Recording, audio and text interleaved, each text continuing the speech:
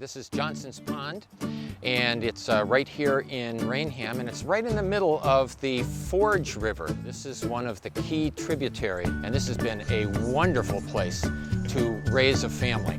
And the opportunity that they've had here to live on this pond has been wonderful. So they've been able to explore the outdoors, they've been able to catch turtles and catch fish and frogs.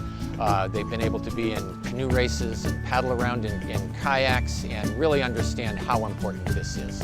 We're connected kind of up and down with the Taunton River. Right here on our house, the water that you see behind us flows over the dam at the end of this pond and flows down into the Taunton River itself. We have eels in this pond, and they leave here and they swim all the way down the Forge River into the Taunton River and then out into the ocean, where they lay their eggs out in the ocean, and then the babies come back up here to live and to grow. We've had seals that have come up the Taunton River and come up pretty near here, and including all the way up the Nemasket River into Middleborough before. And I think you probably heard stories last summer about the whales that made it up into the Taunton River, and a basking shark that was like 16 or 17 feet long. But the Taunton River is actually more than 40 miles long. And when you start counting all of its tributaries and all of the little lakes that drain into it, what they call the Taunton River watershed, it encompasses all or part of 44 different communities here in southeastern Massachusetts. And it's really important that everybody who lives in all of those 44 communities takes good care of the river.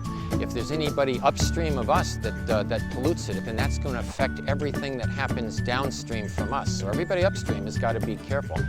And downriver, if people pollute in there, or if they build other dams, or they do things that will keep the eels and the blueback herring and the alewives and shad and some of the other fish that spawn in the upper parts of the river, if they can't get up from the ocean and up the river into the tributaries, then everything that's done downstream is going to hurt those people and the wildlife upstream. And if the fish can't get up to spawn, there's just so many other animals that depend on them as well. So that there's a lot of, we have a great blue heron that usually roosts on a dead tree right across the pond behind me here. And they require fish and snakes and turtles and frogs to live on. And so if people upstream or downstream interrupt the food chain there, that great blue heron is going to have a hard time living around here.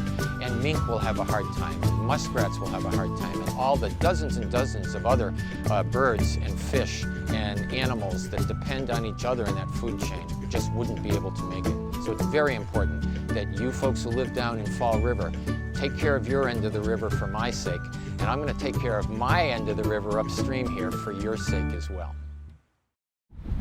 Come out here to the Taunton River. Uncharted Waters.